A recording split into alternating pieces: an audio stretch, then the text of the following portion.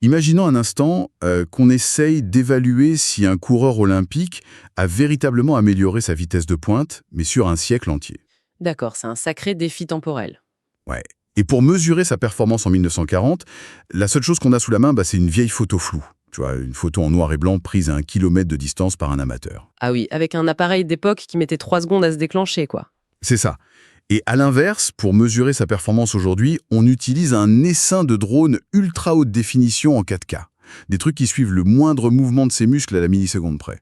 Le contraste saute aux yeux. Sur la vieille photo argentine floue, on va inévitablement rater une quantité phénoménale de détails. Forcément. L'athlète aura l'air un peu plus pâteau, son mouvement semblera moins précis et sa vitesse de pointe maximale ne sera tout simplement pas figée au bon moment. Et voilà le nœud du problème.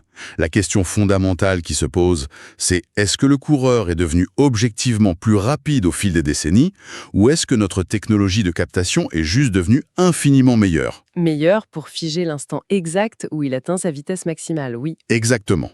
Et notre mission aujourd'hui pour cette nouvelle exploration approfondie, c'est d'appliquer cette question à la science du climat. On se base sur une analyse fascinante publiée le 24 février 2026 par Roger Pelk Jr. Sur la plateforme Substack. Une analyse qui décortique une étude climatique très, très médiatisée, celle menée par Chen et ses collègues en 2025. Ouais, cette étude qui affirme que les nor'easters, tu sais, ces tempêtes extratropicales massives qui balayent la côte est des États-Unis et le Canada en hiver, qu'elles sont devenues nettement plus intenses et destructrices. C'est un sujet brûlant. Et à travers cet exemple précis, notre but est de comprendre un phénomène assez particulier, qu'on appelle l'inflation de la confiance en sciences du climat. C'est un super terme ça, l'inflation de la confiance. Parce que comment on passe de données historiques incertaines à des titres de presse annonçant littéralement une apocalypse imminente? C'est une étude de cas particulièrement révélatrice. Et il faut bien préciser un truc d'emblée. L'analyse de Pielk ne cherche pas du tout à nier l'existence du réchauffement climatique global. C'est pas ça le sujet. Absolument pas, non? Elle s'attaque plutôt à la méthodologie, à la façon dont on interprète les archives météorologiques et surtout à la déformation de ces interprétations quand elles arrivent dans le domaine public. Et quiconque s'intéresse un peu à la météo, à l'urbanisme ou vit simplement près d'une côte, a forcément vu passer ces gros titres terrifiants récemment. Ok, décortiquons ça. On t'écoute. Avant d'examiner les failles de notre fameux appareil photo historique, il faut comprendre l'image qu'il prétend montrer.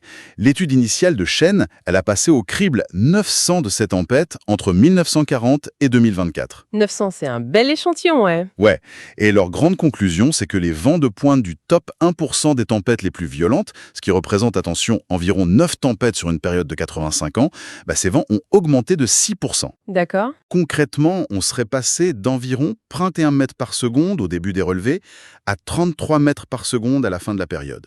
Donc, il s'agit bien là d'une augmentation mesurée de la vitesse pure du vent. Une différence de 2 mètres par seconde sur plusieurs décennies. C'est notable. Mais ça semble pas non plus apocalyptique à première vue. C'est exactement ça. Mais c'est au moment où ce chiffre est traduit pour le grand public que la métamorphose s'opère. Les auteurs de l'étude appliquent une relation mathématique d'échelle. Ils disent que le potentiel de dommage économique d'une tempête est proportionnel au cube de la vitesse de ses vents. Ah, au cube de la vitesse. Ouais, attends une seconde. Élever les vitesses du vent au cube, ça sonne presque comme une astuce mathématique conçue sur mesure pour gonfler les chiffres, non? Est-ce que cette formule correspond vraiment à une réalité physique ou c'est juste une manipulation statistique pour effrayer les gens? Ce qui est fascinant ici, c'est que la formule en elle-même est tout à fait légitime. Ah bon? Vraiment? Ouais. En ingénierie structurelle et en physique pure, l'énergie cinétique d'une masse d'air en mouvement n'augmente pas du tout de façon linéaire. Si la vitesse du vent double, la pression exercée sur un bâtiment, elle, est multipliée par 4. Ah, la pression au carré. Exact. Mais la puissance totale disponible pour, disons, arracher un toit ou détruire une infrastructure, elle est effectivement multipliée par 8, c'est-à-dire 2 au cube. Waouh! Ok. Donc physiquement, ça se tient. Ce n'est pas la physique qui pose problème dans cette histoire. Si on prend cette petite hausse de 6% calculée par l'étude, ça fait un facteur multiplicateur de 1,06. Et qu'on l'élève au cube, on obtient un facteur d'environ 1,19. D'où les fameux 20%. Exactement. Ce qui donne cette fameuse augmentation de près de 20% du pouvoir destructeur. Donc la mécanique est là. Une modeste variation d'un indicateur brut passe au filtre d'une équation valide et hop, ça génère un récit médiatique qui semble totalement disproportionné par rapport à la petite brise supplémentaire du départ. Et la machine médiatique ne s'est vraiment pas fait prier pour s'en emparer, quoi. Le magazine Life Science a tout de suite sorti un article affirmant que les tempêtes sont devenues 20% plus destructrices. C'est accrocheur. C'est le moins qu'on puisse dire. Et un communiqué de presse officiel de l'Université de Pennsylvanie a même qualifié cette tendance à la hausse d'incontestable. Incontestable, c'est un mot fort. Très fort, surtout en sciences. Ouais, et l'auteur principal de l'étude est allé jusqu'à écrire sur son propre blog que cette intensification extrême est désormais visible et palpable dans nos observations actuelles. En gros, on a transformé un petit incrément de vent en un monstre destructeur. Sauf que, comme on l'a dit, l'ingénierie du Club du Vent n'est pas à blâmer. La faille se situe en amont. Toute cette énorme pyramide médiatique alarmiste repose entièrement sur la solidité de ce petit chiffre initial de 6%. C'est ça, si ce 6% tombe, tout tombe. Voilà.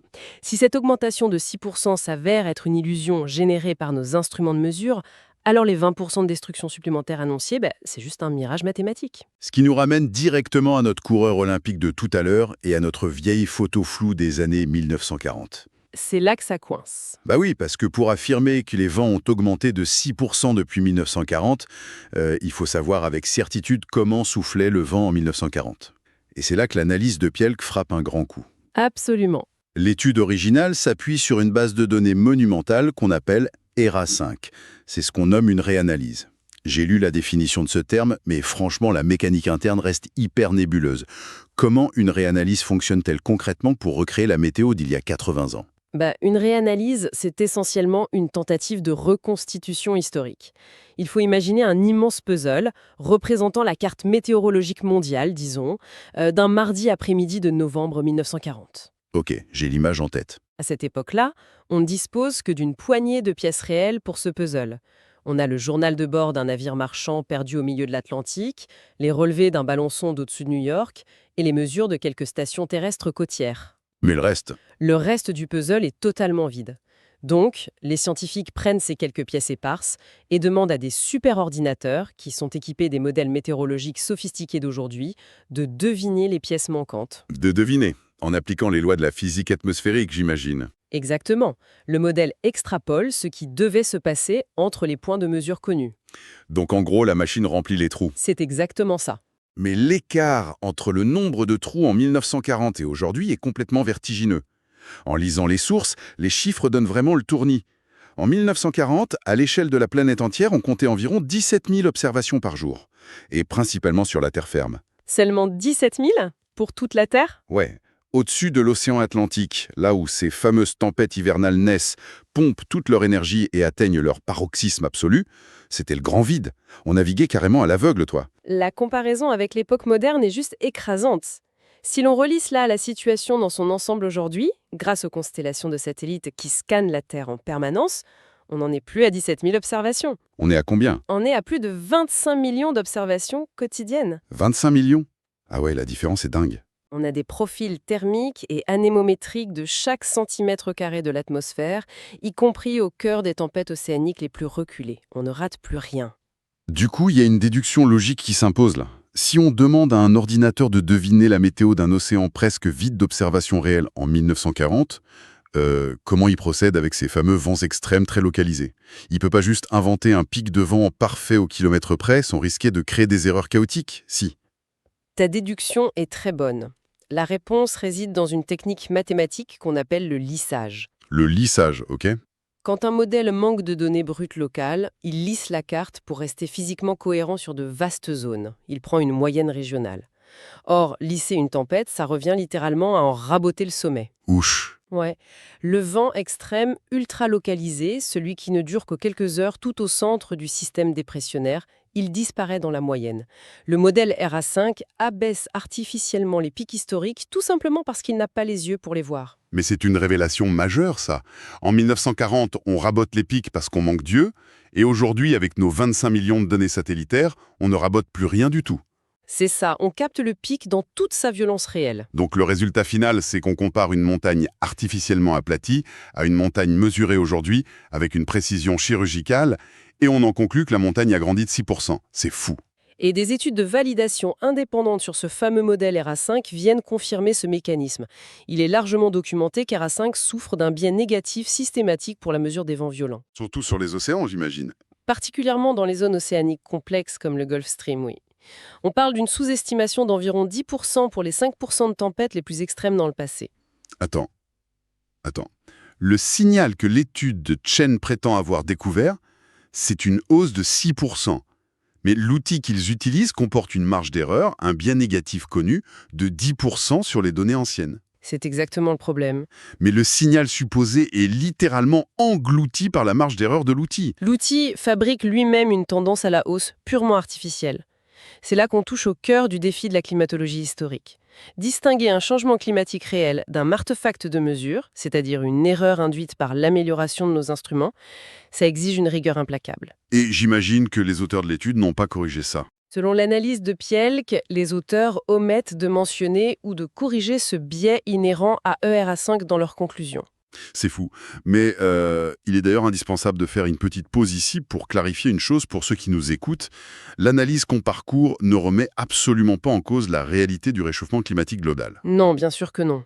La question est bien plus chirurgicale. Elle démontre que l'outil précis utilisé dans cette étude, appliqué de cette manière spécifique, il est aveugle. Il ne sait pas faire la différence entre une tempête qui devient physiquement plus forte à cause du climat et une tempête qu'on éclaire simplement avec un meilleur projecteur. Cette distinction est la pierre angulaire de toute science d'observation. Et l'investigation va encore plus loin en cherchant des failles au sein même de la publication scientifique. Ah, c'est là que ça devient vraiment intéressant. Pielk n'est pas seulement critiqué la source des données de l'extérieur, il a littéralement ouvert le capot de l'étude. Et qu'est-ce qu'il y a trouvé ? Il a plongé dans les documents supplémentaires, les fameuses annexes techniques. Tu sais, on connaît tous l'existence de ces dizaines de pages remplies de graphiques super complexes et de tableaux hyper austères que presque personne ne prend le temps de lire. Et encore moins les journalistes qui rédigent les dépêches rapides, ouais. Exactement. Les annexes sont souvent le cimetière des nuances en sciences. Les données brutes et les tests de robustesse y sont relégués pour pas trop alourdir le texte principal. Et dans le cas de l'étude de Chen, l'analyse de Pielk y déniche 2 révélations qui, honnêtement, désamorcent presque entièrement le récit alarmiste. La première révélation concerne une période bien spécifique, de 1979 à 2024. C'est ce qu'on appelle l'ère des satellites. Le moment où on a enfin allumé la lumière sur les océans, quoi. C'est ça, le moment où nos données deviennent denses et fiables. Et devine ce qui se passe si on ne regarde que cette période fiable. Les annexes de l'étude montrent que la significativité statistique disparaît totalement pour les tempêtes des 95e et 99e centiles. Avant d'aller plus loin, comment on définirait simplement ces termes pour éviter le jargon trop lourd ? Bonne idée. Le 99e centile désigne l'élite de la destruction. Les pires des pires. Ouais, ce sont les 1% de tempêtes les plus monstrueuses, les anomalies statistiques absolues. D'accord. Quant à la significativité statistique, c'est le test qui permet de dire est-ce que l'augmentation que je vois est une vraie tendance lourde ou juste un hasard mathématique, un coup de dé passager. C'est le juge de paix de la donnée, en gros. Tout à fait. Et donc pour ces monstres du 99e centile, sur la période où nos données sont les meilleures, le test de significativité échoue. C'est un simple coup de dé. L'augmentation des tempêtes ultimes n'est pas statistiquement prouvée par nos instruments modernes. C'est fou. Le seul endroit où l'étude trouve un signal solide, c'est pour les tempêtes situées entre le 60e et le 78e centile, c'est-à-dire le milieu du peloton, les tempêtes moyennes. La contradiction est vraiment frappante. La conclusion phare de l'étude, massivement reprise partout dans les médias, affirme que les extrêmes deviennent de plus en plus extrêmes. Ouais, le fameux 20%. Sauf que la partie la plus irréprochable de leurs propres données démontre que ce sont les tempêtes de puissance modérée qui montrent une évolution mesurable, et non les monstres tant redoutés. Et attends, la deuxième révélation cachée dans ces annexes est encore plus stupéfiante. Vas-y. Les chercheurs ont réalisé une analyse de sensibilité. Concrètement, ils ont regardé si leurs conclusions tenaient toujours la route en modifiant légèrement le point de départ de leur étude. Ils ont donc retiré la toute première décennie, les fameuses années 1940, pour faire démarrer leur analyse en 1950. Et alors, que se passe-t-il ? Tout s'effondre. Le vernis craque complètement et l'augmentation des vents extrêmes perd toute robustesse statistique sur l'ensemble du tableau. Alors ça, Cela soulève une question importante concernant l'éthique et la fiabilité des publications scientifiques qui parviennent au grand public. Si une conclusion censée alerter la planète entière sur une hausse de 20% de la destruction repose comme un château de cartes sur l'inclusion d'une seule et unique décennie, Et quelle décennie? voilà, une décennie qui est notoirement la plus pauvre en observation de toute l'histoire moderne de la météorologie, ça veut dire que la fondation de l'étude est extrêmement friable. Franchement, c'est super difficile à avaler. Comment une étude peut-elle omettre de mentionner dans son résumé public, ou même ses communiqués de presse, que l'intégralité de sa découverte disparaît si l'on efface juste les 10 premières années des données les moins fiables? C'est difficilement justifiable. Il semble vraiment qu'on ait sacrifié la complexité de la science sur l'autel de la communication percutante, quoi. Et c'est exactement ce que l'article de Pielk dénonce comme une érosion des normes de rigueur scientifique.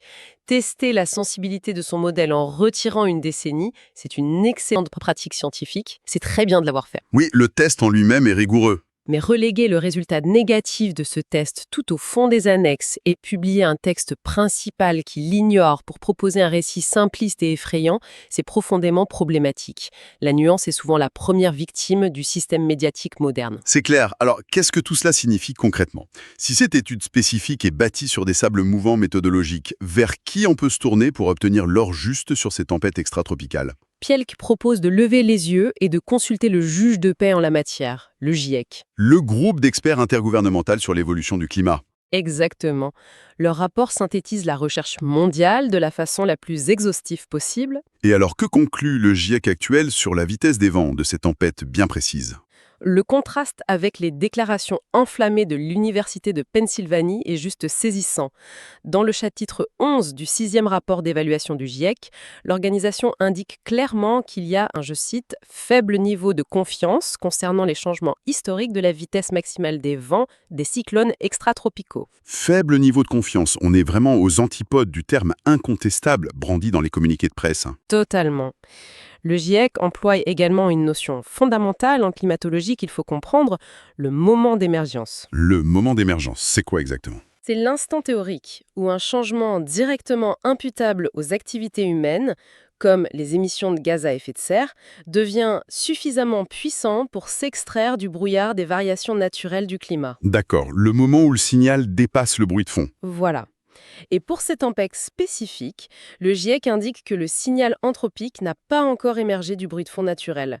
Pire encore, leur modélisation suggère que cette émergence ne se produira pas dans un avenir proche. Ce concept de bruit de fond naturel ou de variabilité naturelle mérite vraiment qu'on s'y arrête 2 secondes.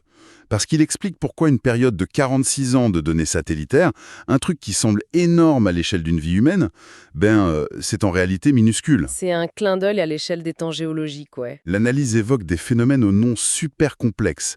L'oscillation nord-atlantique, l'oscillation multidécennale de l'Atlantique ou encore l'oscillation décennale du Pacifique. De quoi on parle là, en termes simples? Alors, il faut imaginer les océans du globe comme d'immenses réservoirs thermiques qui respirent, mais très, très lentement. Prenons l'oscillation multidécennale de l'Atlantique, qu'on appelle l'AMO. Ok, l'AMO. C'est un cycle naturel qui modifie la température de surface de l'océan Atlantique Nord. Ce cycle alterne entre des phases chaudes et des phases froides. Et attention, une seule phase peut durer 30 à 40 ans. 40 ans pour une seule phase? Oui. Donc un cycle complet, le chaud plus le froid, ça prend environ 60 à 80 ans. L'oscillation décennale du Pacifique fonctionne sur un principe similaire, en modifiant les courants et les températures sur de vastes périodes, ce qui affecte par ricochet la trajectoire et l'intensité des tempêtes mondiales. Donc, si je résume, si on observe une augmentation de la force des tempêtes sur une période de 40 ans, on est juste incapable de dire à l'œil nu si c'est à cause du CO2 humain ou si c'est simplement parce que l'océan Atlantique vient de basculer naturellement dans sa phase chaude cyclique. C'est ça. Le diagnostic est extrêmement complexe. 40 ans d'observation satellitaire pure, ça ne représente même pas la durée d'un cycle complet de l'AMO. C'est fou de réaliser ça. C'est pour cette raison que la variabilité naturelle masque encore le signal humain pour ce paramètre précis des vents extrêmes. Prétendre que la tendance est évidente aujourd'hui, en s'appuyant sur des données reconstituées et biaisées, ça va à l'encontre directe des principes de prudence établis par les experts mondiaux du GIEC. C'est un recadrage colossal, vraiment. Si on reconstitue le puzzle de notre exploration aujourd'hui, on est parti d'une étude virale nous annonçant que le sommet des tempêtes frappant les côtes devenait 20% plus destructeur. Le fameux gros titre. Voilà. En creusant un peu sous la surface, on s'aperçoit que ce chiffre dérive d'une base de données ancienne, l'ERA5, qui lissait et rabotait les tempêtes des années 1940 par pur manque d'observation. Ouais. Ensuite, on découvre que retirer cette décennie bancale fait totalement s'effondrer le modèle mathématique de l'étude. Et pour couronner le tout, la prudence méticuleuse du GIEC confirme que la variabilité naturelle des océans est encore bien trop forte pour qu'on puisse isoler un changement définitif sur ces vents extrêmes. L'exercice que nous venons de faire est juste indispensable dans notre rapport à l'information scientifique. Comprendre ces mécanismes, ça permet de filtrer le bruit. Et tu sais, la différence entre une hausse réelle et un artefact de mesure, c'est pas qu'une querelle d'universitaires ennuyeuse. Ah non, les implications dépassent largement les labos de recherche. Ces données, lorsqu'elles sont prises pour argent comptant par les décideurs, elles influencent les budgets colossaux de la planification urbaine. Tout à fait. Elles dictent la hauteur des digues à construire, elles font exploser les primes d'assurance des zones côtières et elles orientent les grandes décisions politiques. Sans même parler du fardeau psychologique et de l'anxiété qui est imposée au grand public par la diffusion d'une peur infondée. L'éco-anxiété est réelle, et elle est nourrie par ce genre de titres. Savoir détecter ces inflations de confiance, c'est vraiment un bouclier intellectuel redoutable face à la machine médiatique avide de superlatifs, quoi. La science est un processus itératif. Ça demande de naviguer en permanence dans un océan d'incertitudes. Et la transparence quant aux limites de nos outils, c'est vraiment la seule voie pour maintenir un lien de confiance durable avec la société, loin des effets d'annonce fracassants. C'est une excellente mise en perspective pour clore notre analyse.